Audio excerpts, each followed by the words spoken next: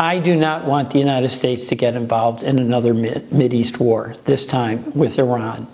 And I am increasingly concerned by recent remarks from President Trump that he is in fact considering joining Israel's war against Iran. What's becoming very clear is that Prime Minister Netanyahu is doing all he can to lull President Trump into abandoning the commitment he made as a candidate to keep us out of Mideast wars, to get him in yet another one. Since he came into office, President Trump has been focused on diplomatic negotiations with Iran.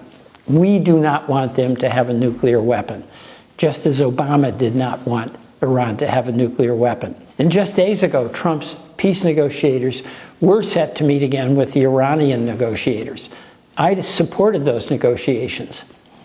But Prime Minister Netanyahu, he has been talking about bombing Iran for 30 years.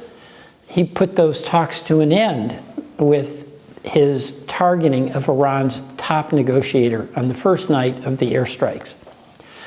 And those strikes, by the way, have not included just nuclear facilities, but Iranian leadership and civilian centers in the heart of Tehran. These are telltale signs that the Netanyahu goal is not just about Iran's nuclear program, it's about regime change.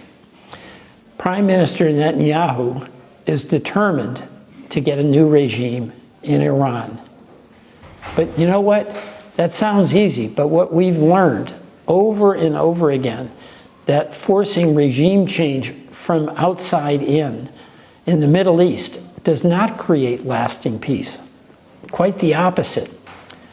We saw that with Iraq, and we saw that with Afghanistan. The Constitution explicitly gives Congress the responsibility to declare war. And of course, bombing a country, Iran, is an act of war. That's why I strongly support measures by my colleagues, Senator Kaine and Senator Sanders, that would require Congress to debate whether we should be dragged into Netanyahu's next war. If we had that debate, I'd remind Americans about the track record of regime change wars in the Middle East. Netanyahu advocated strongly for President Bush's ill-fated invasion of Iraq in 2003. And remember when Defense Secretary Rumsfeld said that the Iraq war would last only 5 days or 5 weeks or 5 months? But it certainly isn't going to last any longer than that. That's what he said. 8 years later, and thousands of American soldiers were killed, we knew how wrong he was. If we had that debate in Congress, I would remind Americans that President Bush promised the war in Afghanistan, America's longest war ever, had clear objectives.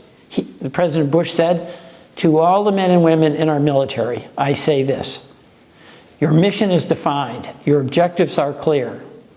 Yes, of course. 20 years later, and thousands of lives later, we're back to the Taliban in charge.